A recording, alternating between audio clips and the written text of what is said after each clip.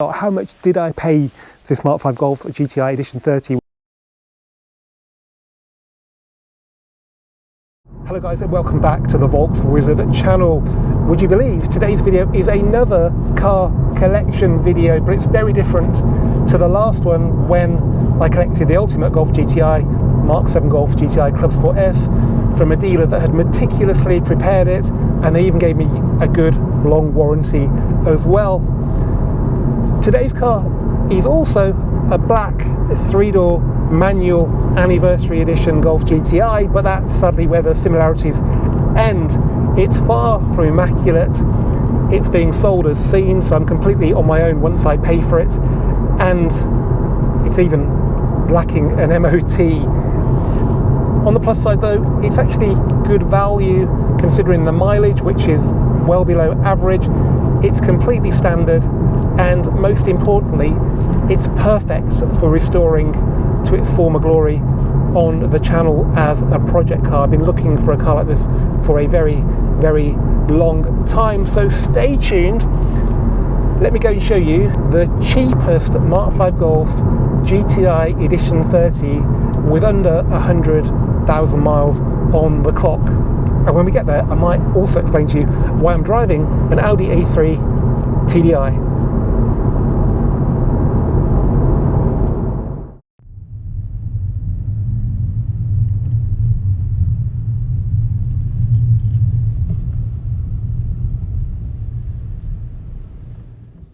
Now, before I give you a tour of this slightly mouldy Edition 30, I want to say big thanks to everybody who has subscribed to the channel. Every single subscription means an awful lot. If you haven't subscribed yet though, and you like what you see, like mouldy Edition 30s, then please do subscribe. All you need to do is click that icon that could be on the bottom right of your screen, or take the link in the description of the video, or just find that famous red button and click that. Right. We are here at APS in Brackley, Northamptonshire, a garage that's been on this channel before. They do repairs to Volkswagen, Audi, Seat, Skoda and other European cars. They also now do car sales on a very low volume, high quality basis. Not cars like this, I need to emphasise. This was owned by one of their service customers. He'd stopped using it and he contacted Ed here at APS and said, what can I do with it? Ed had seen on Instagram I was looking to buy one of these, and the rest is history. Before I give you a proper tour outside and inside and we go for a drive in this car, I just want to mention the A3. As you probably know, I was selling cars quite a lot until about a year ago, and then I stopped for various reasons. I'm now trying to get back into it, and this is the first car I bought to sell. It's from a good source because it's an old friend of mine. He's in his 70s and he had it from virtually new. There was a lady owner for the first 6 months. He bought it from Birmingham Audi, traded in his Golf 1.8T, which I actually had off him. And yeah, it's a 2-litre TDI 150 3-door manual Audi A3 8V generation, so it's the first of the new shape on a 62 plate, and it's only done 45,000 miles, full history, all the bills, everything. It's here at APS for its second cambelt change, which is quite an expensive job, a lot cheaper than a main dealer coming here, but it's still quite expensive with the water pump. So if you're interested in this car, then get in touch via Andrew at volkswizard.co.uk. This is the first time it's ever been mentioned as being for sale. Okay, let me show you around this mouldy car. As usual, let's start off then with an exterior tour. Now, this car's been stood around for quite a long time, and as a result, it's quite mouldy. As you can see, but that should come off with a pressure washer. Plastics are a bit faded down there. The headlights have done their usual discoloration. That might come back with a really hard polish, or like a headlamp repair kit from something like Maguire's, or it might need new headlights. But it's still got the VW logo in that one, that's a good sign. And in that one, it's completely standard, apart from that weird fin on the roof. We've got the correct wheels, although I don't think they are actually 100% correct, so they're the wrong colour anyway, they're too dark. But also, I think they're the BBS version, not the official VW part, because they've got an offset of 44, and that sounds a bit too much for me. It should be a 51, which means they're set in further, so it does look a little bit stanced with these on. But not bad. We've got Continental tyres, so they're all right, and they're not particularly old.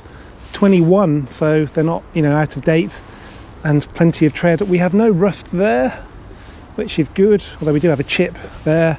A bit of corrosion on the sill there, which is pretty normal. It's going into the door a bit there. And then down here there's a bit of a scab there, which I'm hoping is just a chip and isn't something from underneath the sill cover that's poking out, but it's not too terrible just yet. Overall the paint's pretty good. I wouldn't say it's necessarily original, but we'll have a good look at it when we clean it. It looks pretty chip free, which for the mileage is surprisingly good. I'll show you the mileage when we go inside. Again, no rust there. So that's just a bit of rubbish. So hopefully you can see the potential, and I love polishing black cars when I'm in the right mood, so I reckon we can get this looking really, really good. At the back we have more mould, quite a lot of it there, but hopefully the pressure washer will get that off and leave some paint on the car. The exhaust tips are pretty clean. There's a bit of corrosion around the end of them. We don't have any parking sensors on this car. It's quite a basic spec, but yeah, it could be a lot worse. By the way, I'll tell you how much I paid for this car at the end of the video, because it's most definitely not clickbait. This is definitely the cheapest Edition 30 I've seen under 100,000 miles for a very, very long time. Okay, that's the outside. Then let's have a look inside. Just taking the windscreen. It's a Pilkington, which is a good make. Loads of tree debris down there. Okay, so we've got the Interlagos seats with leather, and there's a bit of wear on the bolster there, but that's pretty normal for the age and mileage. It's got the right floor mats. Sills don't look overly rusty, which is good because they can be bubbling up by now, so that's good. We'll have a look at the other side in a sec. Door cards, again, they're pretty hard wearing and very plain, but they look fine. In the back here, it looks mint, really. I don't think it's had much use there. We've got the centre armrest with an iPod dock, which is well out of date now. Very good. A bit of sponge crumbs there falling down from the bolster. That's, you know, not as strong as it once was. Stainless pedals. Centre console's a bit out of position there, so we can sort that out. Steering wheel's actually quite good. Let's get in. So the mileage, and it's believed genuine, backed up by quite a few bits of paperwork, is 68,847, so not bad at all. I'll just start the old girl up. I'm going to get you the key, which has got a really funky, I think it's the Mark 6 keyring. And there we go, no lights on the dash. Some fuel as well, thank you very much. Got the Edition 30 logo on the trim there, Flotline glove box which isn't broken. I've got the basic stereo, it's not a multi-play, but that's fine. Heated seats are standard, climate control, which may even work. Just tyre pressure monitoring and ESP off there. No, we don't have the bottle opener, but that's no big deal. Golf ball gear knob, pretty good condition. Headlining black, and yeah, it's definitely had some sort of alarm system on it, but it's not on it now. And self-dip rearview mirror, so I think it's the basic spec. Oh, it's got cruise, which is great. I'd rather have parking sensors because they're a lot harder to fit. That's better than nothing. And being an 07, it's got this chrome trim around the headlight switch and on the stereo. This was black on the early cars, looked a bit cheap. Yeah, gear gauge is good. Okay, let me just show you the passenger side, and then we'll have a look in the boot and under the bonnet. Okay, so again in here the sills are alright. There's a little bit of a dent there, not bad. There's a bit of a car down there. What's that? Is that the battery cover? Yeah, it's a battery cover because it's been stood, it's been on charge. We've got the correct book pack, and it's only 3 owners in total, that's good. And then all this paperwork here, and the service book's in there as well, that's not been stamped beyond 2017, so I'm going to ask Ed if he's done anything he can print off for me. There's a bit of rust there, which I think is probably just a nick from someone getting in. Okay, in the boot, struts are a bit lazy, carpet's clean, spare wheels there, some Dynamat down there, which is strange, has it had a sound system in it. No data sticker. oil in a little pouch, first aid kit, warning triangle, nice touch, and an air pump, always good. Seams look all right. Yep. Oh, I love that 12 volt socket in there as well, nice touch. Bit of condensation in there. Let's just turn it off now and have a look under the bonnets. Probably the most important place to look. So first up, I see we've got the stickers on the slam panel, that's good. What I'd noticed when I saw the car before, there's no stamping on here, so these are maybe not the original wings. Yeah, they've been disturbed for definite, so I think it's had wings because they're way too good, which I don't mind. Again, on here, there's no stamping for the wing, so that's interesting. And then you can also see the bonnet's been off at some point. Could have just been for painting because it is chip free. And again, on this side, there's no paint on the bolt heads. Got the soundproofing pad, which does its usual thing of flopping down there. Let's see what it shuts like. Yeah, the shut lines are even. Maybe that one's a little bit too big, so it might need a bit of adjusting, but they're not coming to a point, so that's not bad. Well guys, there is my new Edition 30, Project Edition 30, I will christen it as of now. Let's go and drive it to a pre-arranged MOT, which means I can drive it legally without an MOT. So yeah, let's see how we get on. Well, this is genuinely the first drive in Project Edition 30. That's a good start. And the steering feels a bit heavy, but I think that's just Mark 5s. It's got a reverse gear, which is good. Now, a lot of dealers, I think, are buying these from BCA car auctions because WeBuyAnyCar.com seem to be offering a lot of money for them, and the nature of auctions has always been that you can't test drive, and now you can't even see the car, you have to bid online. And you know, I've been doing this for 20 plus years.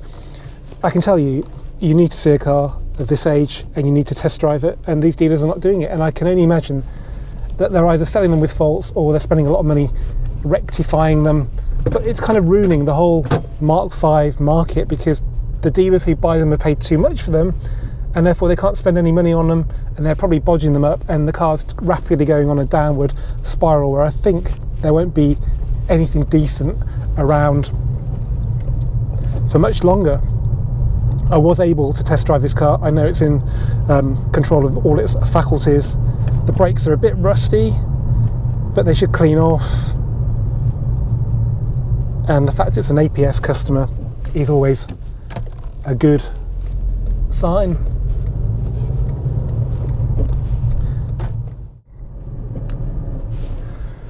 Right, we're going to go straight on here, which will take us towards Buckingham, and it's quite a good little road. Filmed on it in the past.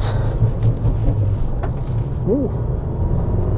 Didn't like that then, did it? It was... Ooh. Check engine light as well, that's interesting. That's come and gone. We've got revs now, so that's interesting.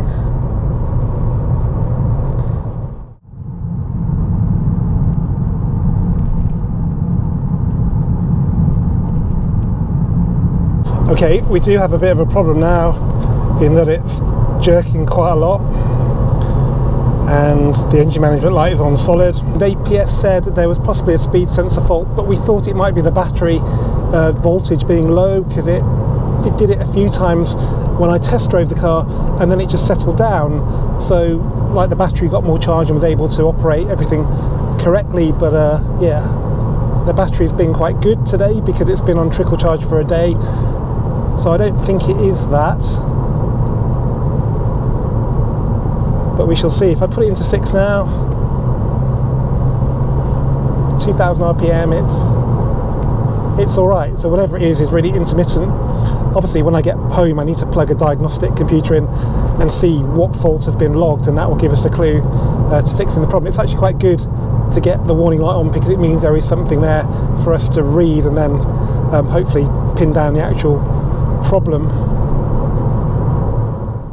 And the thermostat's gone below 70 now, so it's definitely not working properly. It's 8 degrees, and so many Mark 5s I actually see these days suffer from this. So if you've got one, you really need to get this fixed, because it's not good for the engine to be running on choke all the time. It's really very bad for it. But we've got other things to worry about right now.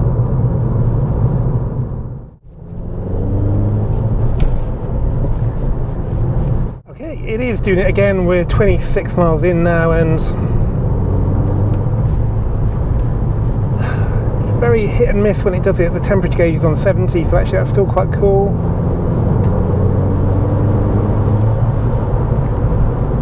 You just never know. That was at slow speeds then. Now we're doing 60, we're doing just over 2000 RPM in 6. Can squeeze the throttle in it. It feels normal. I just thought I might overtake the tractor, but it's not wanting to do that. The rev counter's all over the place. The car's jittering like hell into third. It's better, but the opportunity has now passed.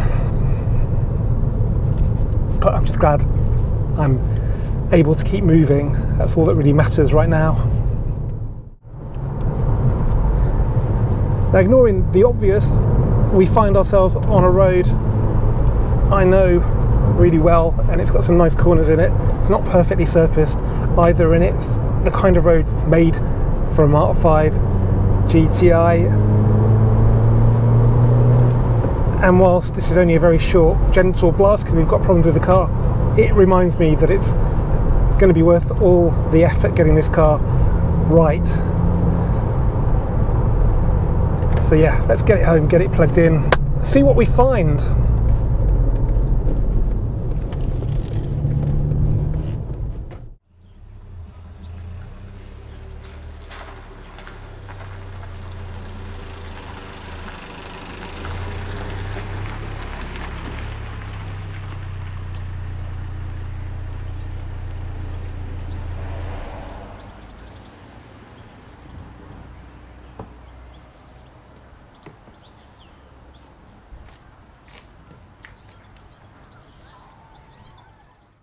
Well, there's no point carrying on to an MOT test if you know your car is under high risk of failing, which this car would do if it started spluttering on the emissions part of the test, and that'd be a waste of time for everybody, including the tester. So instead, now we're going to diagnose the problem, and then in episode 2 of Project Edition 30, I'll be repairing the problem, replacing the faulty thermostat, performing an oil change, and going for that MOT. So that should be a really good episode. Right now though, I've got the ignition on, I've got VCDS VAGCOM diagnostic software connected to the car. We need to go into the engine control module, and then we need to go into fault codes and see what's in there. Well, the good news is there's only one fault stored. Sometimes cars can have old faults stored, and it can be tricky to work out which one is causing the problem you're trying to fix, but in this case it's totally unambiguous. It says engine speed sensor G28, and that tells you which one it is, because I think there are 2 on this engine. G28 is the crank speed sensor that screws into the block on the front of the engine. It says it's giving out an implausible signal, so the signal it's giving to the engine ECU is not within the expected parameters, and it says MIL on, malfunction indicator light on. It's put the engine management light on, which is good because we know when the fault occurred, the engine management light came on. So yeah, that's good news. It's not a particularly expensive part. That will all be covered in the next episode.